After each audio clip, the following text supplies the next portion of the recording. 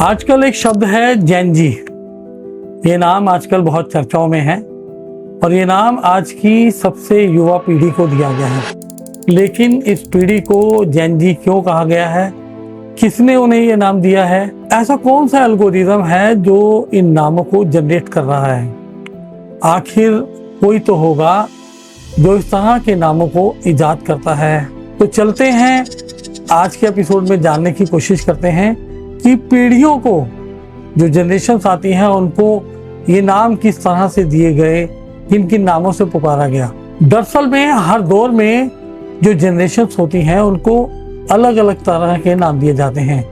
ये नाम कोई और नहीं देता, ये नाम उस दौर के तत्कालीन समाजशास्त्री, लेखक, पत्रकार और शोधकर्ताओं द्वारा उस समय और उस दौर की सामाजिक, राजनीतिक और आर्थिक घटनाओं के आधार पर तय किए जाते थे, जिसे सबसे पहले किसी जनरेशन के नाम से पुकारा गया हो। और वो जनरेशन थी द लॉस्ट जनरेशन। जी हाँ, खोई हुई पीढ़ी। 1883 से 1900 के बीच में जन्मे लोगों को द लॉस्ट जनरेशन का नाम दिया गया था। अमेरिकी लेखिका गर्ट्रूड स्टीन ने यह शब्द गढ़ा था, जिसे बाद में एक अमेरिकी लेखक अर्नेस्ट हेमिंग्वे ने अपने उपन्यास द सन आल्सो राइजेस में इस्तेमाल करके इस शब्द को काफी फेमस कर दिया था। 1883 से 1900 के बीच जन्मे लोग प्रथम विश्व युद्ध के दौरान के युवा थे। युद्ध में भयानक तबाही देखने के कारण इस पीढ़ी के लोगों में निराशा, उद्देश्यहीनता और भटकाव की भावना पैदा हो गई थी। इसीलिए उन्हें खोई हुई पीढ़ी यानी कि द लॉस्ट जनरेशन कहा गया था। उसके बाद नंबर आया 1901 से 1927 के बीच जन्मे हुए लोगों का। उस दौर के लोगों को नाम दिया गया था the greatest generation.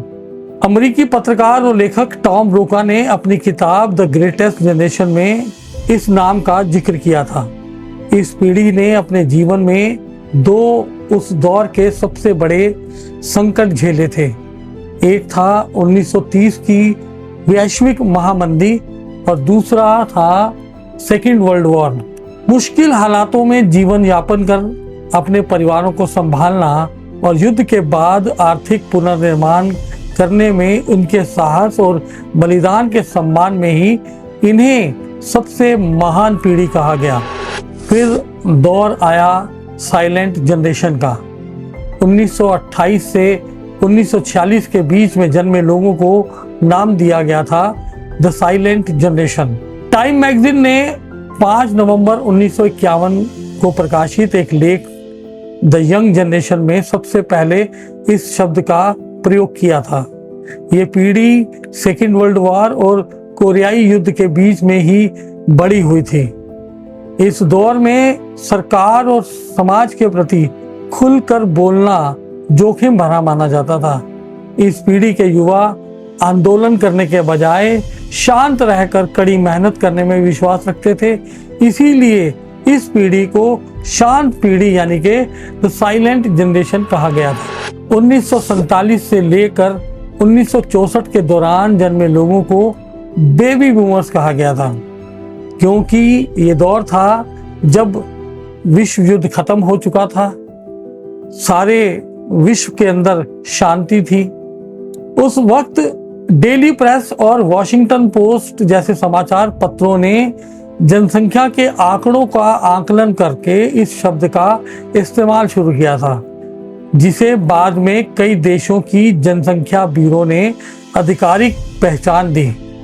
Second world war 1945 में खत्म होने के बाद जब सैनिक अपने अपने देशों में लौटे, अपने अपने घरों में लौटे और दुनिया में शांति आई थी, तो उसके बाद अचानक जन्म दर में एक अभूतपूर्व उछाल देखने को मिला था। बच्चों की जन्म दर में एक बाढ़ सी आ गई थी, जिसके कारण ही इस पीढ़ी के लोगों को नाम दिया गया द बेबी बूमर्स। अब बात करते हैं सबसे अहम और खास पीढ़ी की। ये पीढ़ी जो 1965 से लेकर 1980 के बीच में जन्मी थी।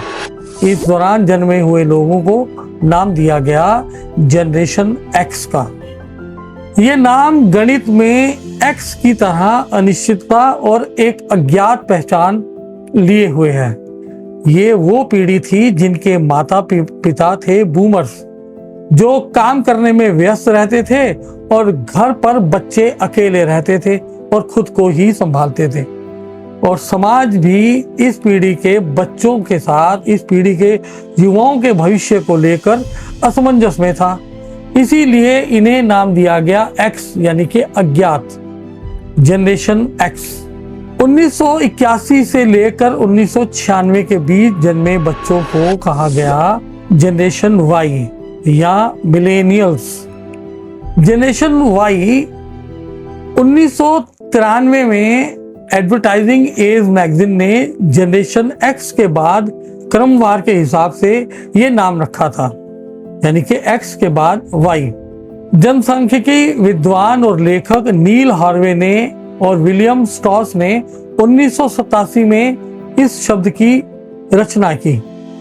इस पीढ़ी के युवा 21वीं सदी के और नई सहस्त्र शताब्दी यानी कि वर्ष 2000 की शुरुआत के समय के एडल्ट रहे थे। ये वो पीढ़ी थी जिसने स्थापित हो चुके वैश्विक परिवेश वाले डिजिटल दुनिया और इंटरनेट और कंप्यूटिंग के दौर में कदम रखा था। अब बारी आती है आज की सबसे चर्चित जेन जी की।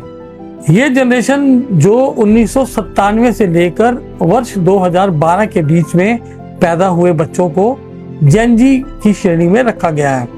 जेन एक्स और जेन वाई यानी कि मिलेनियल्स के बाद आने की वजह से क्रमवार अल्फाबेटिकली क्रम के आधार से ही इसे नाम रख दिया गया था जेन जी। जेन जी नाम किसी एक व्यक्ति ने नहीं दिया था। 1990 के दशक के अंत में मीडिया, मार्केट और रिसर्च करने वाले लोगों ने वाई के बाद स्वाभाविक रूप से इसे जेन जी कहना शुरू कर दिया था। एक खास बात है जेन जी पीढ़ी की। मनोवैज्ञानिक जीन्स ट्वेन्स ने आईजेन और इंटरनेट कल्चर में इन्हें जूमर्स भी कहा था, लेकिन प्रचलित हुआ जेन जी नाम। जेन जी इतिहास की पहली ऐसी पीढ़ी है जो इंटरनेट, स्मार्टफोन्स और सोशल मीडिया के दौर में ही पैदा हुई, बड़ी हुई। सोशल मीडिया और रील्स कल्चर इनके लिए आम बात है। इंस्टाग्राम, टिकटॉक, यूट्यूब और मीम्स इस पीढ़ी की बातचीत की और अभिव्यक्ति का मुख्य जरिया बन चुकी है। लेकिन एक खास बात है इस पीढ़ी की, ये पीढ़ी बहुत ही प्रैक्टिकल है, यानी कि व्यवहारिक है और अवेयर है, जागरूक है। 2008 की आर्थिक मंदी और जलवायु परिवर्तन और 2020 की वैश्विक महामारी यानी कि कोविड-19 को देखने के कारण ये पीढ़ी अपने कैरियर और अपने पैसे को लेकर काफी व्यवहारिक और जागरूक है।